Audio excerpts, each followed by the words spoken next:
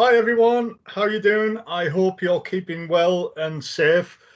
You're very welcome to this short session on domestic abuse. Just before we get started, I wanted to explain why the title is the way it is.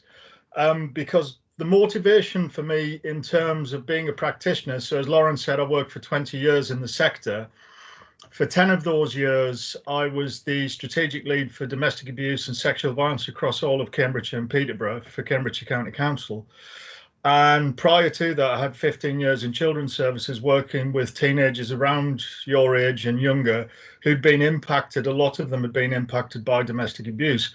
And the reason I've chosen the phrase the dark heart is because for me, my motivation in terms of my interest, both as a practitioner and an academic in domestic abuse, is I very firmly believe that your home should be the safest place. It should be the place that you go to get away from the rest of the craziness going on in the world. Unfortunately, for lots of people in this country and around the world, that's just not the case. And home is actually the place of most risk.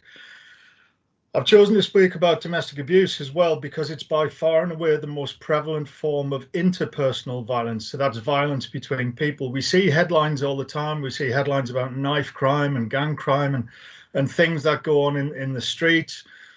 You're actually much more likely to be a victim of crime, unfortunately, in your own home. So those are the reasons behind my motivation for today's talk.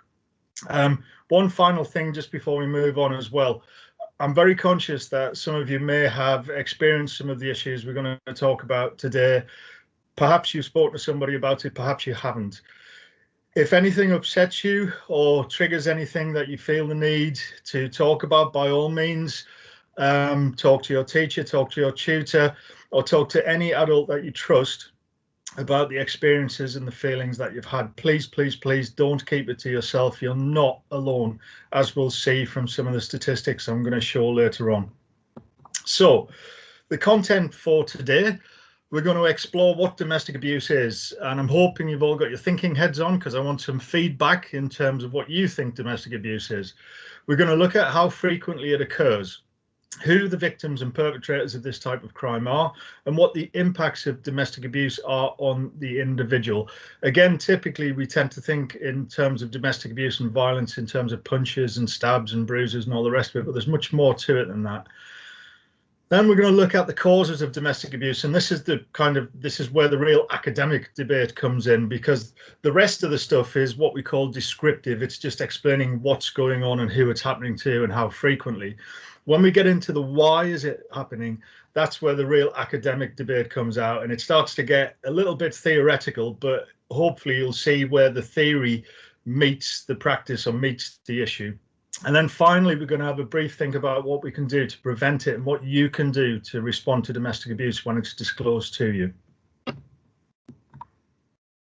By the end of today's session, you'll have a basic knowledge of the scale, prevalence and impacts of domestic abuse. And I say it's basic.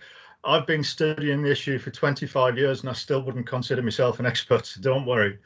And you'll also have the skills to develop your understanding of the issue. So what are its causes? What does the theory say? And finally, you may be able to help someone you think may be affected or yourself. And I'm going to provide some contact details for agencies that you can either signpost individuals to, or you can do a little bit of research on these agencies yourself. So get your thinking caps on. I want you, please, to feedback via the chat on Teams. What do you think domestic abuse is? It's as simple as that. What do you think domestic abuse is? So just take a second. I'm going to come out of the presentation and rejoin the meeting room. And please let me have your thoughts.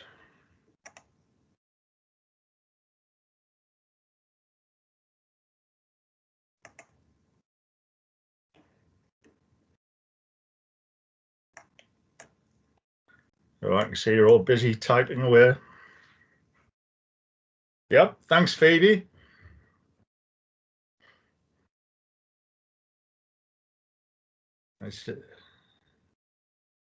Geneva, manipulation or harm caused within the home. Excellent. Thank you, Charlotte. Thank you, Alicia.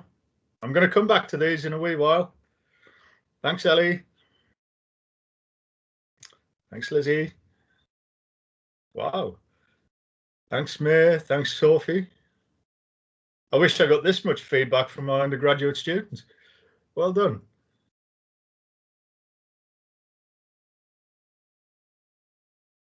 Chelsea. Oh, Chelsea's been reading up. And Mrs. K. Petty, Head of Psychology. Thanks, Mrs. K. Petty. Okay, so we're going to start with the last one and work back. So Mrs. Petty's class says it's any harm caused to anyone in the home. And that's pretty good. It's pretty good in terms of a definition because it's very broad. It captures a range of experiences. And we're going to come back and look at what those experiences are in a wee while. Chelsea says it's any form of abuse from one person to another in the home or close friends or family. Again, excellent. Good job, Chelsea. Sophie, physical or emotional abuse in the home. Yeah, it could be outside of the home, but I kind of get what you mean. May, the control and manipulation of one person over another. That's excellent, May. That issue of control is something you'll come across very frequently in the literature related to domestic abuse. And we shall explore that in a wee while. Lizzie says abuse in the household, emotional and physical. Very good. Ellie, abuse that occurs in the home. Excellent. Alicia, emotional. It's good that you're all recognizing there can be more than just the physical violence. It's the emotional and the psychological violence as well. I wonder how many of you have picked this up from kind of TV and media and soap operas and various other bits and bobs. Charlotte, a pattern of behavior in a relationship that can be violent in order to gain control or power. Brilliant. We'll look at the theory in a wee while and you'll see that issue of power and control coming back and back again. Geneva, manipulation of harm caused within the home. Brilliant. Phoebe, at home. Excellent. Right. Absolutely fantastic. Thanks for that. I'm going to come back out and I'm going to go back into my presentation. I hope.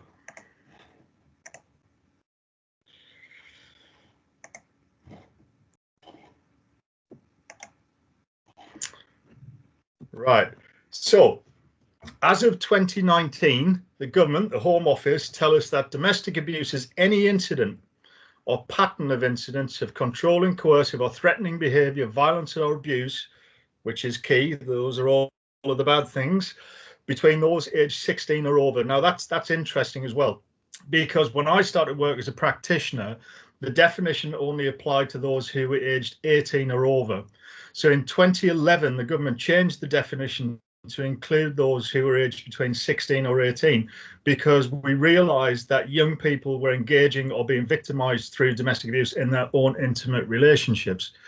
And here we see who it happens to. So within this definition, we've got the notion that we're talking about intimate partners or ex-intimate partners. Again, the statistics show us that victims are far more at risk when they've terminated the relationship, unfortunately. And again, that's something worth thinking about in terms of how we respond to domestic abuse, because a lot of people think, oh, well, it's domestic abuse, it occurs in the home, just leave that relationship or kick him out of the house or whatever.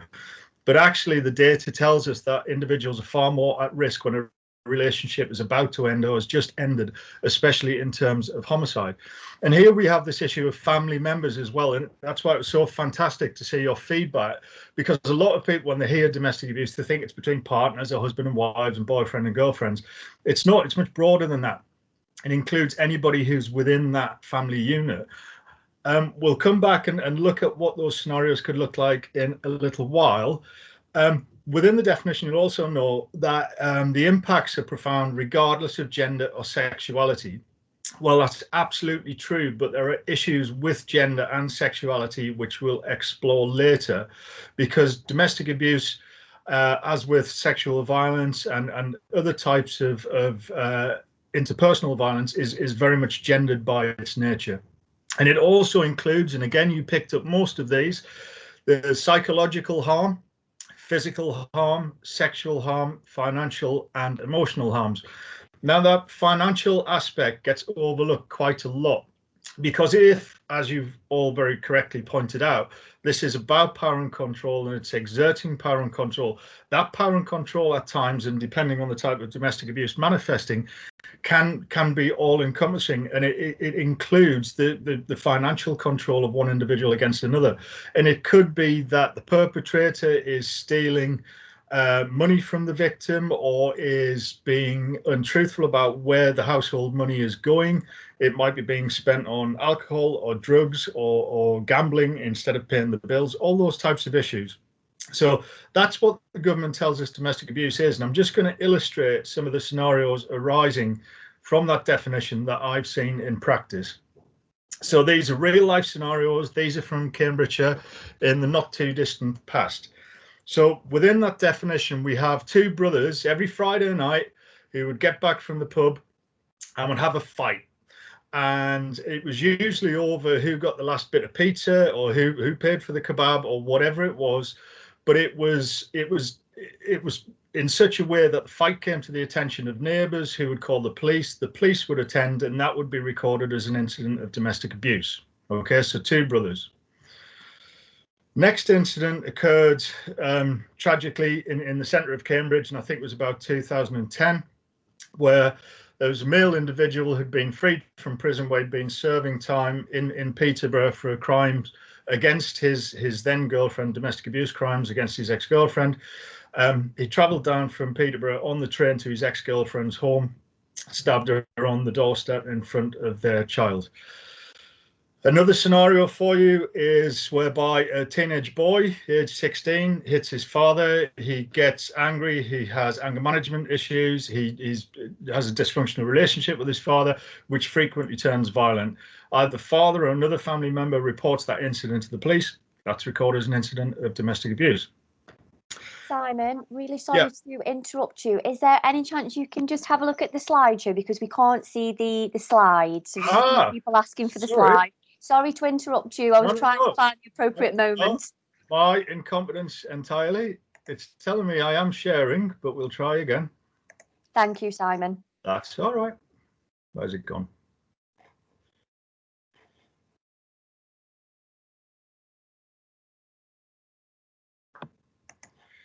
Sorry, all technical issues. Right, are you seeing that? No, I can just see. You can just see your staff photo.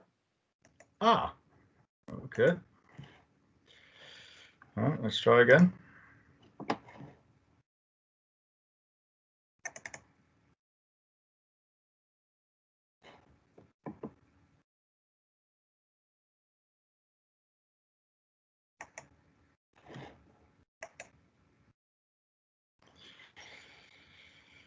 Okay.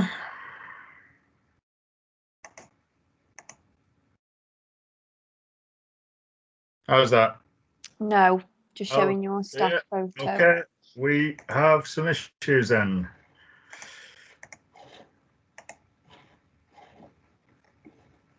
Do you want to send it across to me and I will share? Yeah.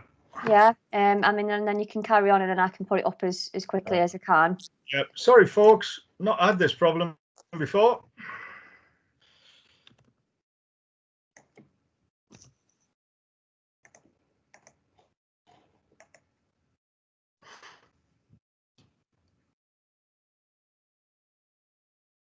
Let me know when you've got it, Lauren.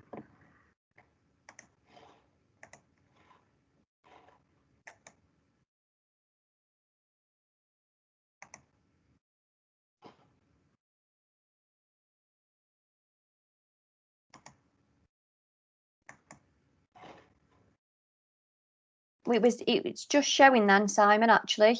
Oh. I don't know what you clicked, but it was just showing then. Is it there? No.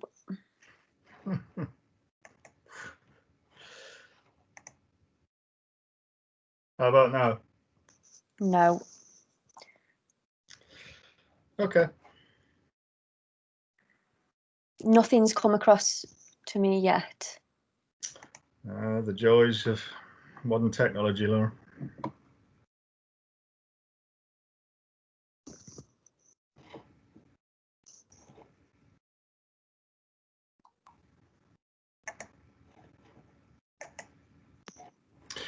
Thanks for the IT tech support, Sam.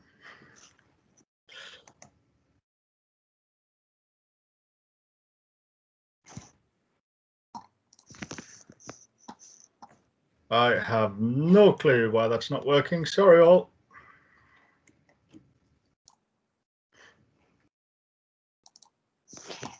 I've just got that come through. So just if you just give me a moment, Simon, I'll share that. But if you want to carry on, and I'll get that shared as quickly as I can.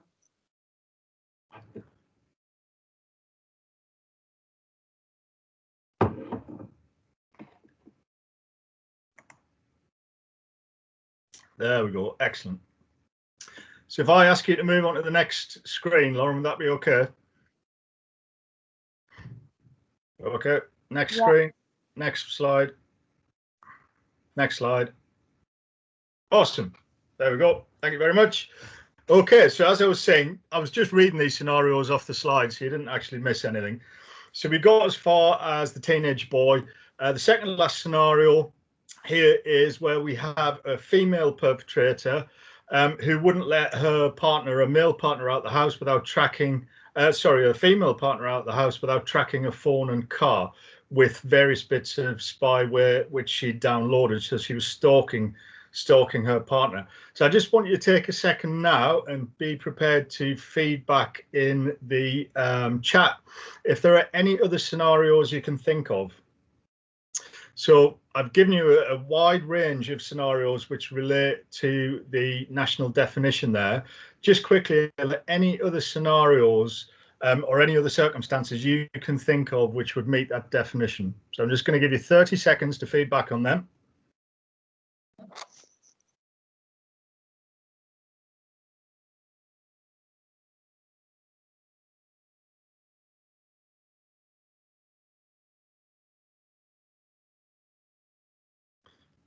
You see you all busy typing away again. Well done.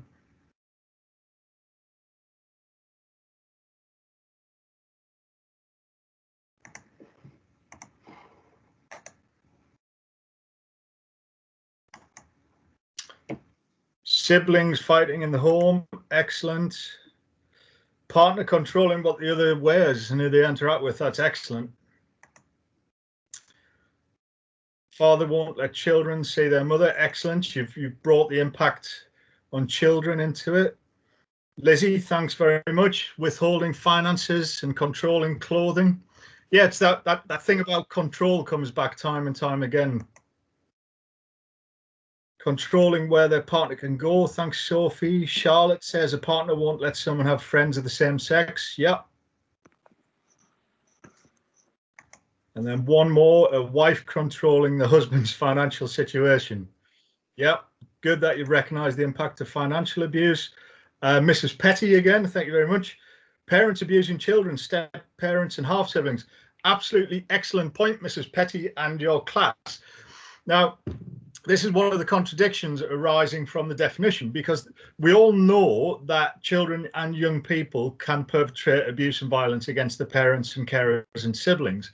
However, if those young people are under the age of 16, then it's not by definition domestic abuse. It's a child protection matter, which sounds bizarre because it's not the child or the young person who's actually the victim here. It's the child or the young person who is the perpetrator.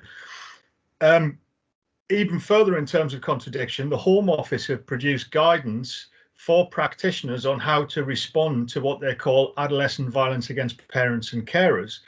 And a lot of the responses to that issue are very much the same as they are to adult victims of domestic abuse, but it's not quite the same, is it? So for the purposes of today, that's a very good point, Mrs. Petty, but for the purposes of today, we're talking about victims and perpetrators over the age of 16, because when I get to the point about prevalence and impacts and especially responses, we need to bear in mind that predominantly we're talking about young adults or adults. That's absolutely fantastic. Well done again. You're putting my undergraduates to shame here. Can I have the next slide, please, Lauren? Excellent. So we've looked at defining our terms. We've looked at kind of how those scenarios might play themselves out. And now we're looking at the prevalence. So how often does it occur? And I said right in the introduction that you are by far and away, by any measure, more likely to be a victim of crime in your own home than you are out and about on the streets, or certainly in terms of stranger danger. So the last set of data we have, and these are estimates because all domestic abuse is underreported, and we'll look into that in a minute. But the best estimates we have suggest that in 2019, 1.6 million women over the age of 16 were victims of domestic abuse, and 786,000 men were victims in that same period. Now, those numbers are astonishing and might come as a surprise to you. Those figures are from the Crime Survey for England and Wales, which is a survey tool. So people go out and about on the street or survey people online or through the post about their experiences. And that gives us a much better idea of the prevalence of domestic abuse than just relying on agency data itself. Now, the data also tells us that women aged 20 to 24 years are more likely to be victims of domestic abuse than anybody else. That may be because it's true, but it also may be because those individuals are more likely to come forward and disclose. Imagine if you're an older person who isn't as familiar with that definition and hasn't watched Hollyoaks and hasn't watched Coronation Street and the storylines in EastEnders and all the rest of it, and doesn't self-identify as a victim, you're far less likely to come forward.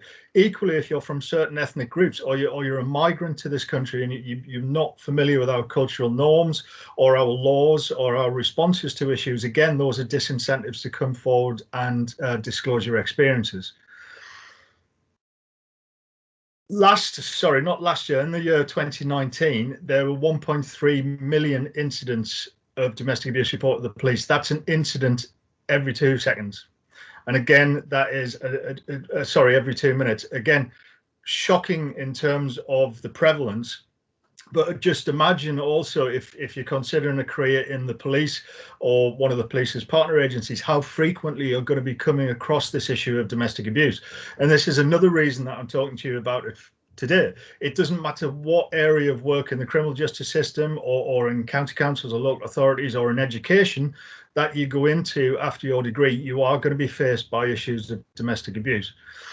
And the most extreme forms of domestic abuse obviously result in a homicide.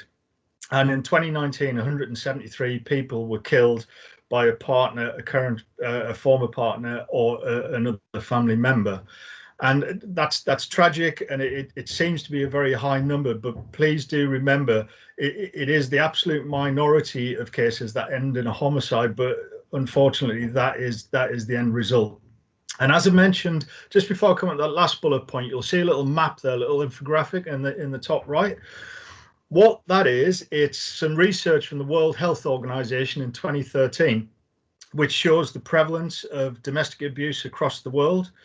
And it might be a little small in terms of seeing the specific numbers, but what it's telling you is the prevalence of domestic abuse across the world is remarkably consistent. We can't point fingers at any other country and say you're worse than us and we're better than you.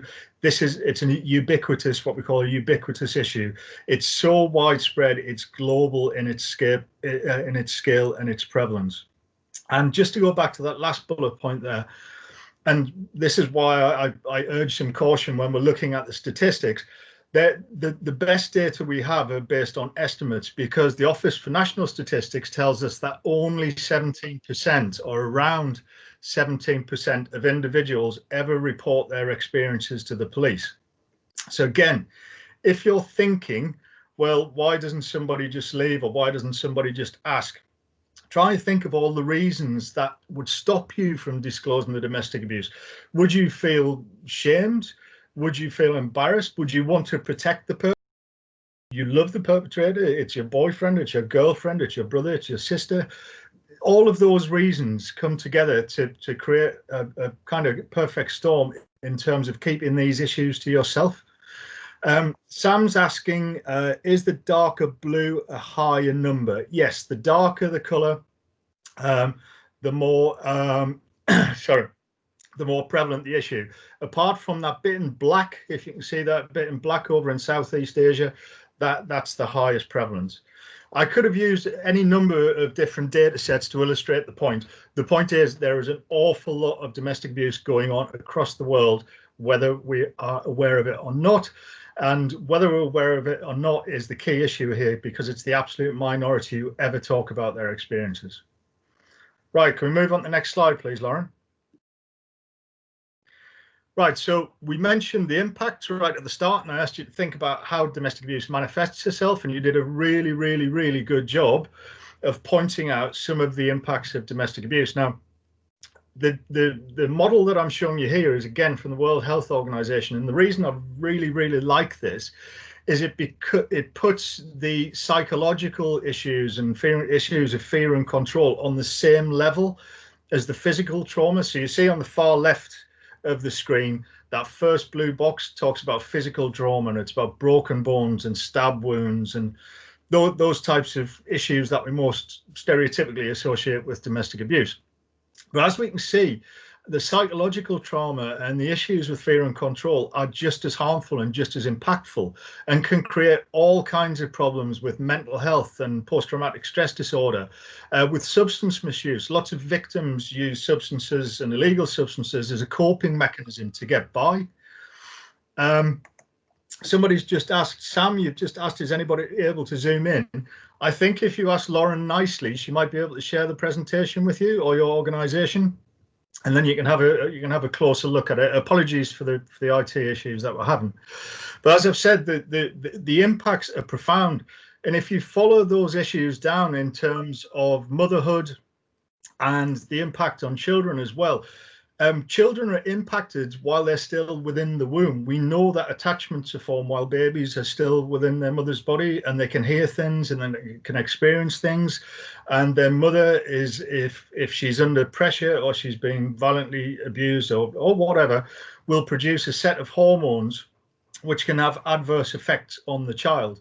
And we know there's some good research out there that if there is an overdose, if you like, of those maternal hormones while the fetus is still developing in the womb, then there's much more risk of that child developing behavioral difficulties later in life. So I really like this in terms of the impact, because as I said, we have to move away from the idea of cuts and bruises and stab wounds and really think about the psychological and the trauma that experiencing domestic abuse visits on its victims. So I just want you again now, just very quickly for the next 30 seconds, to think about child victims of domestic abuse, because again, by that national definition, if you're under the age of 16, you're not a victim of domestic abuse. You're a child in need, or you're a child protection case. So just tell me very quickly in the chat what you think the impacts on children can be. And by children, I'm talking about teeny weeny little babies in the womb all the way through to the age of 18. So if you can give me some feedback on that now, that would be grand.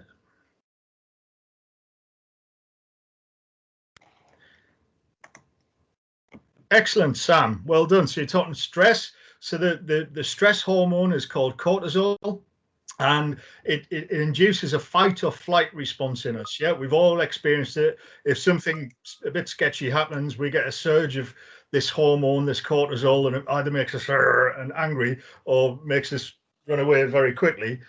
That in small measures can be very helpful. It's very healthy. It promotes that fight or flight reflex.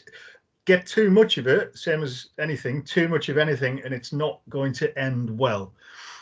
Alicia talks about a lack in confidence. Yeah, it can really knock your self-confidence. It can make you question yourself and everything you do. Charlotte is talking about learned behavior. Brilliant, Charlotte. So you might think that behavior causing them to act like that too. Absolutely brilliant. We call that intergenerational transmission, and it's about social learning theory. So you act out in the same way as your parents and your peers do. Mrs. Petty and her class are back again, saying stress and depression, problems with future relationships. Yeah, absolutely fantastic. Really damages how you perceive the world and those around you. Phoebe says, does worse in school? Yeah, absolutely. We know overall there's a correlation between poorer school performance and victimization of domestic abuse. Become withdrawn, excellent. May in an abusive relationship later, absolutely brilliant. Ellie's talking about trust issues. Sam is talking about bad habits. Fantastic. Sophie, attachment issues. Brilliant. We should have done this the other way around. You lot could have done this presentation instead of me. Absolutely fantastic. Lauren, can we have the next slide, please? Right. So this is where it starts to get complicated and a bit more academic and a bit more theoretical. So we've looked at definitions, we've looked at prevalence, we've looked at scope, we've looked at some of the scenarios, and we've looked at the impacts, and now we're looking at the causes. This is the theories. All right. Now, it's taken me 25 years to conclude that not one theory in its entirety can explain all domestic abuse. As far as I'm concerned, and this is just my personal opinion, there are a number of different theories which we can use to explain causality of domestic abuse depending on the circumstances presented. Now, I'm going to start with kind of the most prevalent theory, if you like, and that's a feminist theory. And the feminist theory talks about power and control, which you've all, or lots of you, have reflected on in terms of the chat. And it's about men's patriarchy. It's about men's entitlement and men's position within society. Feminist academics, myself included, believe that we live in a patriarchal society where men have more power than women. And according to Dorbash and Dorbash, who were two of the first academics to write about domestic abuse is a cause of men's desire to socially control women. Okay, so men want to stay in that position of entitlement and power, and to do so, they visit violence and abuse against women. Now, you see, Anderson Ummerson from 2001 agree with that. They're feminist scholars, but they're coming at it from a slightly different angle. What they're saying is, well, yes, that's true. Men are in this position of privilege and within social hierarchies, but times are changing, and civil rights movements have progressed the status of women within society towards more gender parity, as opposed to how things have been historically. And men feel threatened by this rise in women's power. And we respond violently, and we respond with abuse to try and maintain our position. So those are kind of two examples of feminist theory in terms of causality. There are others. So these last two bullet points come from a more psychological perspective. This isn't about a big picture thing. It's not about feminism. It's not about patriarchy. The psychologists believe that domestic abuse is caused by dysfunction and how people relate to each other or not, as the case may be. So Strauss and Gellis in 1990 talk about the causes of domestic abuse arising from stress and the normative acceptability of violence. Now, what's a normative acceptability of violence? Well, we all buy into violence. We're all entertained by violence. It's part of our everyday life. We witness violence on a daily basis, whether that's kind of out and about, or whether we choose to watch it on social media or TV, or we go to the cinema, or we watch sport. These are all expressions of violence, and we all have a relationship with violence to some degree. So Strauss and Gellis say, well, the stress which arises from this acceptance of violence makes us violent in ourselves. And we also have these issues with dysfunctional communication patterns. We're not able to express our feelings appropriately. And when our feelings build up, we kind of explode in violence and abuse, and we try and resolve our differences through violence and abuse rather than through discussion. And Sheff in 1997 agrees with that as well. It's about this dysfunction. And Sheff talks about these shame rage cycles where we do something, we can't apologize for it, we can't really communicate how we're feeling about something. So then we become shameful. And that shame translates then into rage, and that rage translates into violence and abuse. And it's about, as he says here, it is conflict generated by dysfunctional communication patterns. We just end up going round and round in circles. If you imagine a revolving door of dysfunction and dysfunctional relationships. So that those in a kind of nutshell, we could spend hours and hours and hours talking about the theoretical causes of domestic abuse, but in a nutshell, those four quotes there kind of encapsulate the two key academic arguments. And by argument, I don't mean we stand there shouting at each other from other sides of the room. It's all done on paper, and it's done through journal articles. But you've got a feminist perspective and a psychosocial perspective, which, again, just to remind you, the feminist perspective, men use violence to maintain their social position. From a psychosocial perspective, it's about dysfunction, it's about miscommunication, it's about these shame rage cycles. And as I've said, it's up to you to determine which theory fits which specific context or incident that you're faced with. Excellent. Right, next slide, please, Lauren. So how do we respond? Now, again, how we respond depends on who's asking us for help, whether it's a third party, whether it's the victim, or whether it's the perpetrator, or whether it's the children within the relationship. But we stereotypically think that the #1 response to domestic abuse is through criminal law, including the police and the Crown Prosecution Service, courts, prisons, probations, etc., etc.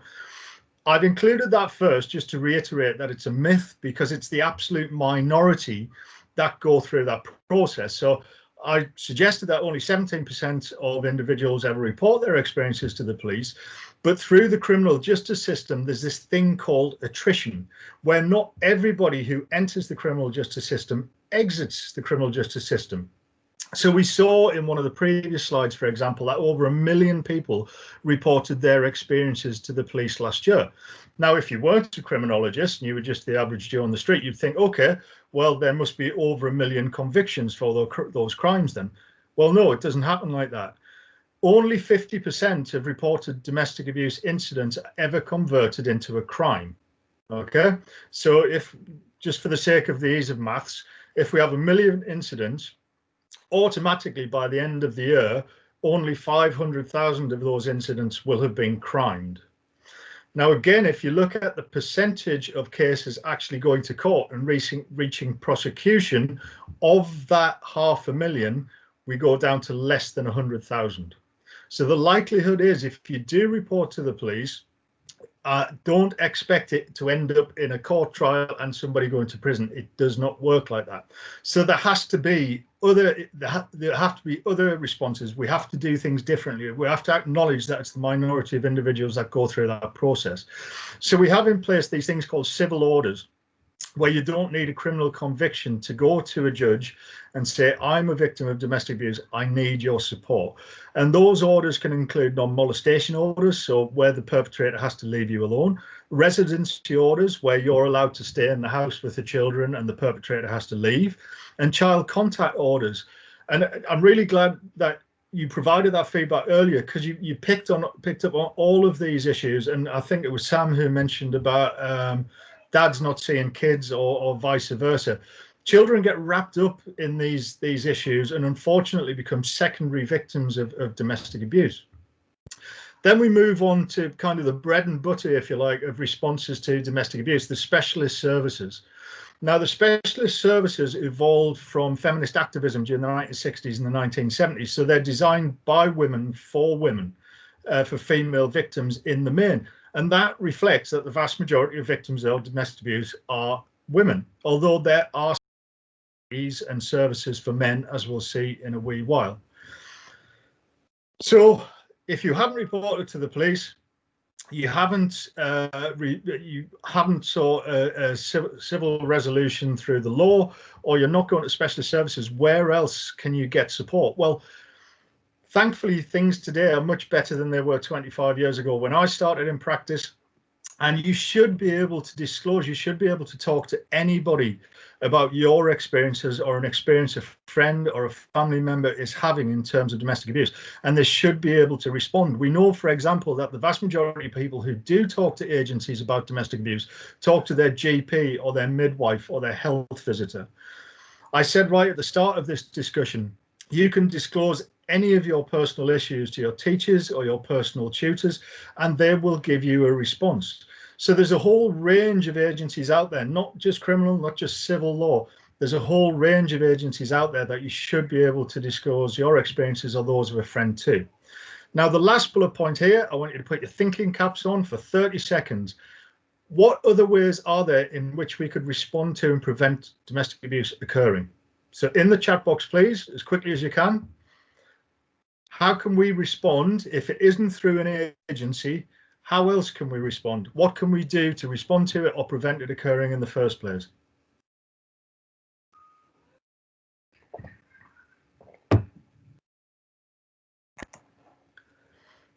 Thanks, Sam. Sam saying we need more prevention. Prevention through education, coming from Javera. Absolutely brilliant. Thanks for that. And I've given you a couple of clues as we've gone on. You may have seen some storylines in the soaps. I don't know whether you're aware, but those storylines don't just happen by accident. They're part of a government. The Home Office's action plan to raise awareness has asked for TV and film producers and TV companies to put these storylines forward so we're more aware of their scale and the scope. Schools could have something in place. Schools should have something in place, mate. Lizzie, education, knowing the signs, understanding points of referral and signposting, brilliant. Awareness and education, not just physical. So you're all picking up on the idea that we need to know more. We need to know what the signs are. We need to be trained. Absolutely fantastic. Have you come across the phrase bystander intervention? So a bystander intervention is where a third party seeks support on a victim or a perpetrator's behalf. Effectively, we're all bystanders. We all have a role to play in this. My police colleagues tell me frequently if we arrested all the domestic abuse perpetrators in Cambridgeshire tomorrow, there would still be domestic abuse the day after that and the day after that. Domestic abuse, responding to domestic abuse is not a criminal justice issue. It's a societal issue. We all have a role to play in responding to it and preventing it. So as bystanders, really, the challenge is for us to do something. If somebody tells us something, if somebody discloses their experiences to us, then we need to respond to that, don't we? We can't just say, oh, well, pick up the phone and ring this agency, pick up the phone and call the police. We should be able to say at least, well, these are the agencies you could speak to, but talk to me first. Tell me about what you're experiencing. Tell me about what's going on. We can get through this together, yeah?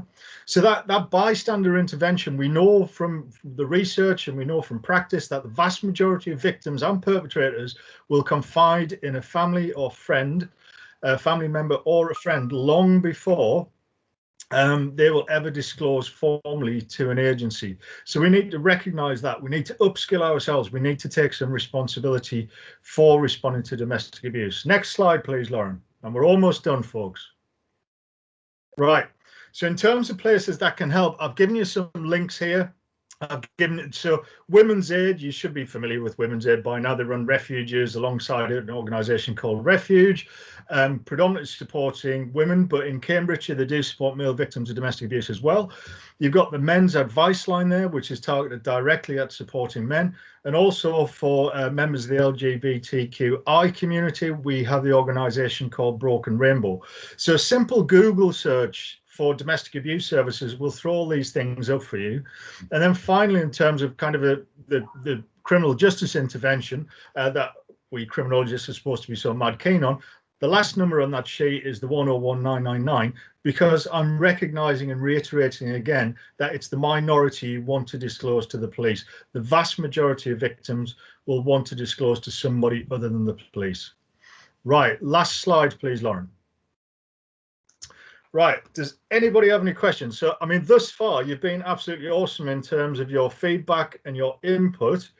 We're almost at the end of my presentation. Now's the chance to throw it over to you. If you've got any questions or observations, please put them in the chat and I will respond to them as quickly as I can now.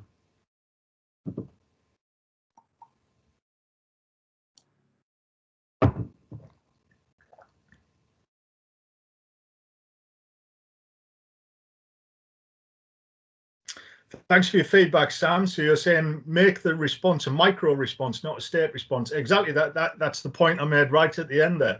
If we were strongly against domestic abuse, which I think we all are, we're all in agreement on that, we can't leave it to others to address it. We can't leave it to others to prevent it and to challenge those who use violence and abuse. It's down to us. Phoebe's asking a question. In the criminology course, do we do this topic? Yes, we do a lot on domestic abuse. For the reasons that I put forward right at the start. It's by far and away the most prevalent form of interpersonal violence. It's not knife crime, it's not gang-related crime, it's not muggings on the street, it's none of that. It's domestic abuse and domestic violence. So at each level, from first year all the way through to postgraduate and PhD level, we do an awful lot on domestic abuse across criminology. I wonder if Lauren remembers any of it. Definitely do, Simon. Violent crime, body and mind, I think, rings a bell. Excellent. Good job. So Sam is banging away on the keyboard there, I see. There's a question coming up. Thank you so much, Simon. Can you forward me the unit on this?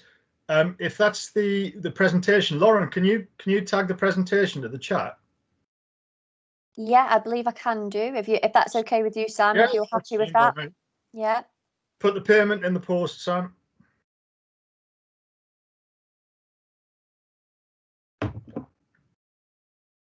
Are there any other questions before we wrap this session up? Please do ask away, guys. If it's course related or subject related, ARU related, anything at all, please do ask any questions that you might have. It's a perfect opportunity while Simon is here. The chat box keeps telling me Lizzie is typing. Our class is coming to an end, but a big thank you from NHC. That was brilliant, Simon. So interesting. You're very, very welcome, Lizzie. That is very kind of you. Sam, just so you are aware, I am just adding a email address into the chat box. Please can you email me and I will attach the presentation that way, if that's okay. So I'll pop that in now. Phoebe's asking, what other topics are there in the criminology course?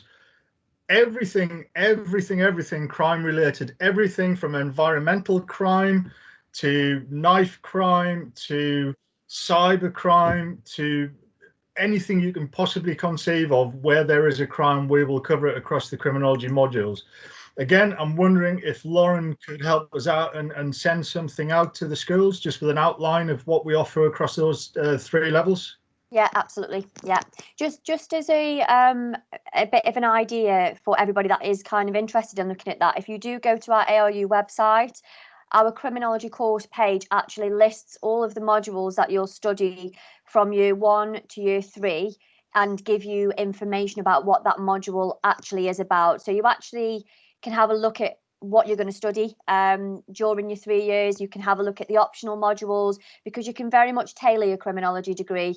So if you want to go down the policing route a little bit, you can. Some people will go down a completely different route and look at, for example, gang crime or sexual violence against people in war zones. There is a massive scope. So you can very much tailor your criminology degree, can't you, Simon, I think? Yeah, absolutely. You choose your path very, very roughly in your first year. Most of the modules are mandatory. It's like kind of GCSEs in kind of years 9 and 10. You have to do the core elements, then you get to choose your options and you tailor the rest of it. But as I've said, any aspect of crime we cover in criminology.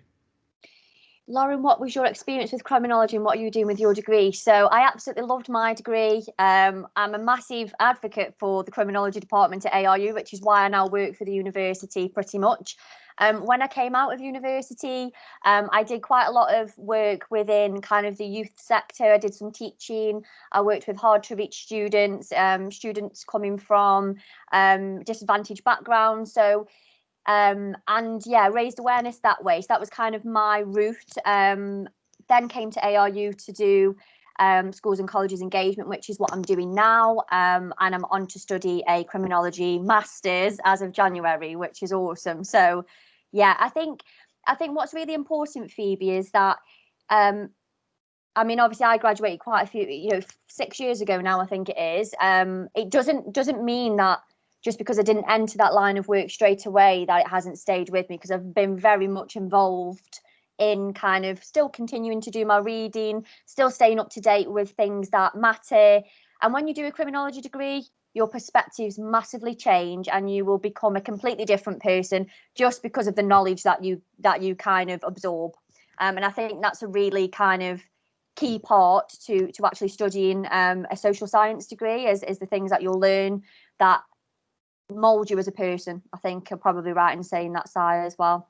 Yeah, I should have pointed out at the start, I'm a graduate of Anglia Ruskin University as well, but my first degree at Anglia was history, and that was so long ago it's not even funny.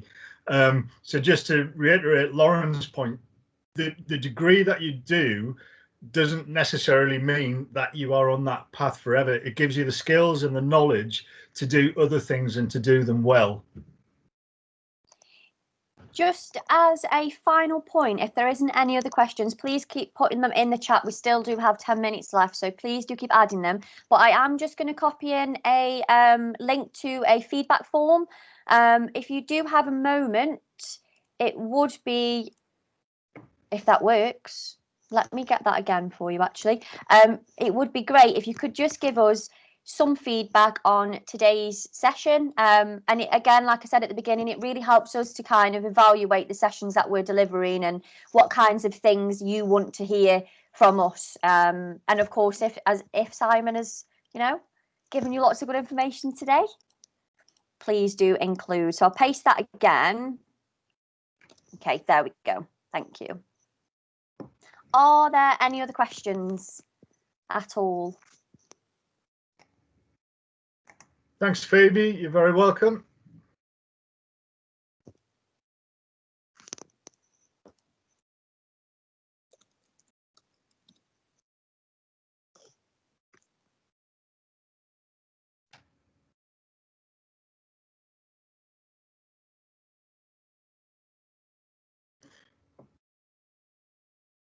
Right, Lauren, I think I'm going to leave you to it. Yeah, you can leave me to it, Simon. If there's any other questions, I will answer them. Thank you so much for your time today.